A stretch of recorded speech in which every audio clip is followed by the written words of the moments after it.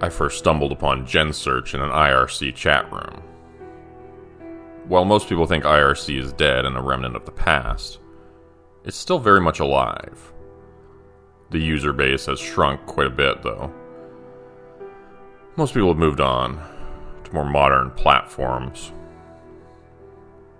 I'm one of those people who still use IRC quite a bit.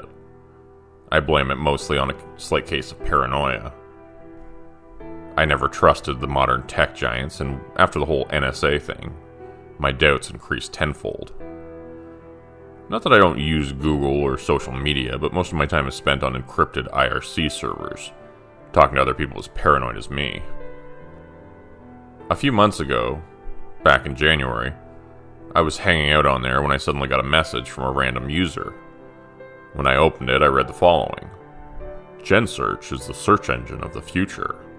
Forget about Google. Find tomorrow's search results today.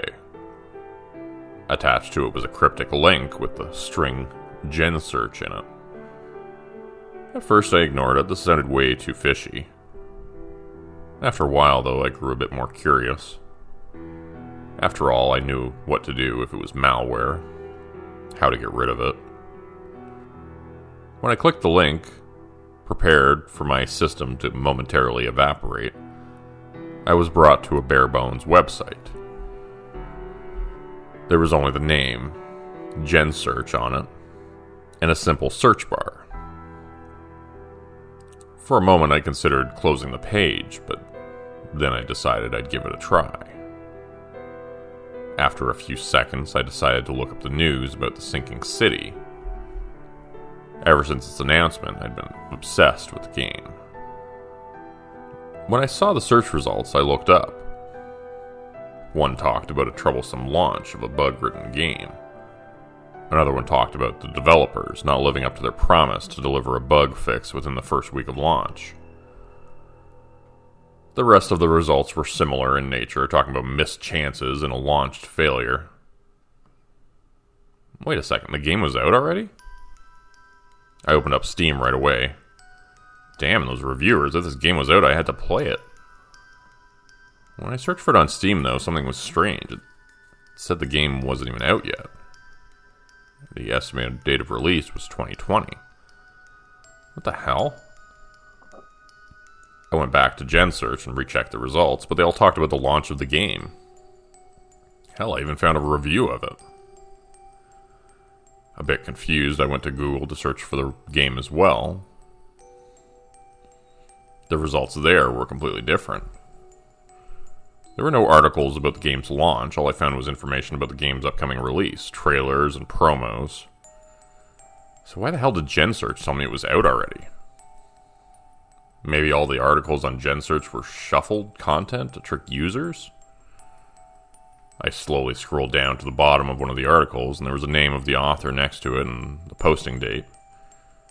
It said the article was from the 2nd of July, 2019, but that made no sense at all. That was months from now. Even more confused, I opened up another article. And once again, the posting date was from July of 2019. By now, I was almost sure this had to be some sort of elaborate troll, but how the hell would the thing know I'd searched for the game? Then I remembered the weird message I'd gotten. Find tomorrow's search results today. I shook my head and laughed. I was being stupid. I decided to enter the term current news. What I was greeted with was nothing but news reports from the future. One was from a few days from now, and others were from months into the future. It was ridiculous. For a while, I sat there staring at the page, trying to wrap my mind around it, and then I got an idea. I searched for local news reports in my city. And I scrolled through the relevant bits and pieces. I finally read about a tram accident. When I clicked the link, I was brought to a news article about a man who was hit by a tram and had been badly hurt. I went back to Google, but there was nothing about the accident, nothing at all. The only accident involving trams showed up was from more than a year ago. Well, I guess that settles it. Nothing but a content scraper or shuffler. Quite a bit of work, I had to admit. What I wondered was who'd go to such a length to fuck with people. I guess that's the internet for you. It was a couple days later that I got a bad case of deja vu. During my break at work, I had a quick look at the local newspaper. I'd gone through the first few pages when I read a headline about a tram accident. I shivered when I started to read it. I knew this story. I'd read it before, hadn't I? It was at this point that I remembered the result on GenSearch. This couldn't be. How in the hell was something like this even possible? Had I really found a search engine that showed me the future? Once I was home, I did the same thing I'd done before. I looked up news articles on GenSearch. I even took screenshots of my findings and decided to see what would happen. After a few days, I couldn't deny it anymore. Every single one of these future news articles came to pass. It was utterly bizarre. It didn't take me long for a new idea to pop into my mind. Couldn't I use this to my advantage? Before I could follow this train of thought, my phone started to ring. It was my good friend Thomas. Wondering what he wanted, I answered the phone. Yo, Eric, I've got some amazing news, bro. We finally did it. We got our first big gig. Holy shit, are you serious? Yeah, man. And it's at the factory of all places. It's gonna be huge, really huge. You want me to put your name on the guest list? Fuck, this could be our big break, man. This could be it. For as long as I can remember, Thomas and his band were trying to get booked in one of the bigger clubs in our city. Until now, all they'd gotten were rejections. He was right, though. If this went well, it could be their big chance. The factory was pretty much the most popular club in our city. And if they could make it there, they had a bright future ahead of them. Once he hung up, I looked at the search bar of GenSearch again. For a moment I hesitated, but then I looked at the name of his band and the club. When I looked at the search results, one stuck out to me right away.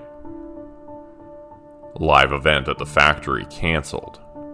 Band member severely injured after traffic accident. What the hell? When I started to read the article, I learned that the band got into a terrible traffic accident. The bassist had to be hospitalized and the event at the club had to be canceled. Holy shit, what the hell was this? A freaking traffic accident? But how? There was nothing else mentioned in the article. For the next 2 days, I was on pins and needles. Was this even real? Was something actually going to happen? And if so, what the hell could I do? I used GenSearch again and again, but found nothing else. I thought about warning Thomas and the band, but what should I tell them? That they weren't supposed to go to their first big gig? Yeah, right. Once Saturday arrived, I couldn't calm down. Thomas invited me to hang out with the band before they went to the club. Instead of drinking and chit-chatting with them, I was completely nervous and still trying to come up with what to tell them. Yo, an hour till we've got to get going, guys, Thomas called out. Mark, you'll drive, right? Yeah, sure. Only got 2 drinks and pretty much sober, he answered, laughing. I almost jumped up when I heard this. Was this how they'd get into the traffic accident? I had to do something. Wait, no. You can't drive, I called out nervously. Everyone in the room turned to me and eyed me with a mixture of confusion and annoyance. Oh, shit, now I've done it. I heard the cops are going to start crushing down on drunk driving recently. Ever since that accident a couple weeks ago, they take anyone who drinks alcohol before driving right to the station. If they stop us, there won't be any gig. Oh man, don't be such a pussy. It's only 2 drinks. Not like anything's going to happen. Mark, the drummer, spat at me. Tell that to my friend Stefan. I started to make up a story.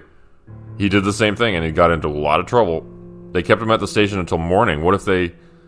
fuck your friend and fuck your stupid story. Who the hell are you even to... Alright, calm down, guys. Thomas started. We got all the equipment at the club already, alright? Why do we have to take the car anyways? If Eric's right and the cops really are up to something like that, let's not jinx it. After a bit more arguing with the rest of the band, and a few angry glances in my direction, the issue was settled. We take the tram to the nearest station and walk the rest of the way to the club. Once we arrived, though, we had to walk a good 10 minutes, and by then we were in quite a hurry to make it in time. You see, that's the reason I wanted to take the freaking car, asshole. Mark called out to me once more. I didn't reply anything. Instead, I kept my distance from him. It happened about 5 minutes later. We were crossing a street in front of a taxi when Andrew, the band's bassist, tripped. He fell down right in front of the path of the approaching car. The taxi driver hit the brakes and tried to swerve the car, but still ended up hitting Andrew. The bassist came to a crashing rest a meter or so in front of the car, and didn't move at all. For a second, silence descended before all hell broke loose. While everyone, including the taxi driver, rushed towards Andrew, I froze. No freaking way. There was no freaking way. This wasn't supposed to happen. This was precisely what I tried to prevent, so why? Why did it still happen? Don't tell me it's because I did... Fuck, are you listening, Eric? Hey! Thomas called out to me, but I was still in utter shock. This wasn't supposed to... I started, but broke up when Mark came up to me. Because of your goddamn idea. If we had just taken the car, none of this would have happened. Say something to me! He screamed at me, and then he hit me in the face. As I stumbled back, he stared at me. Just don't listen to your shit. It's because of this that Andrew's... Fuck! Police and the ambulance arrived a few minutes later. It was pure luck that Andrew had survived the collision, and he was taken to the hospital right away. The rest of us were ushered to the police station to give our statements. To be honest, I can't remember what I told them. Most of what happened after the accident is a blur. There was only one thing on my mind. Did I cause this to happen? Was it because I tried to prevent the accident, or was it because I searched for it to begin with? The next day I couldn't do a thing. I sat in front of my computer, merely staring at the screen. Gen search. What the hell was this page? I opened it up once more and typed something into the search bar, but couldn't bring myself to hit enter. No. What if I was causing something else to happen? And then another thought hit me. I thought about all the bad things I'd read in the articles here. Had I been causing them? Without another second thought, I closed the damn page. There was no more tinkering with it. Yesterday, for the first time in months, I went on it again. An old friend of mine from high school, Steve, was in the city, and we decided we'd hang out for old time's sake. We had a few drinks and talked about old times when Steve suddenly went over to the computer. Gotta show you something. With that, he typed in the name of one of our old classmates into Google. He scanned the search results, but then frowned. What are you doing? I asked him, a bit puzzled. Hold on, Google's a bitch. I gotta use Bing for this. He opened up Bing and entered this name again. Look at this. Guy's name comes up on this weird fetish forum. I always knew he was into some weird shit. I couldn't help but laugh a bit, but then I shrugged. Why the hell would you look him up? I don't know, it's a bit funny to see what people are up to do nowadays. You know, you can just add them on Facebook or drop them a message. Nah, that'd be boring. Want me to do you next? I'm sure you got some weird stuff out there as well. A bright grin showed on his face. Yeah, go right ahead. You won't find anything. Gotta go to the toilet anyways. While I was on the toilet, he called out to me. Hey man, what's up with this weird search engine you got bookmarked? The dates are all messed up. Wait, what are you... Dude, leave that alone! What? I can't hear you out here. God damn it, Steve. I cursed as I made my way back. Yo, this is freaky. Look what kind of stuff comes up when I search for you. He called out to me again. No way, he didn't. I rushed back to the computer, but when I saw the screen, he was on Gen Search. And there, in the search bar, was my own freaking name. Below, I read the title of a search result Steve was now looking at. Mysterious death of young man. Puzzles authorities. Before I could do anything, Steve clicked the article.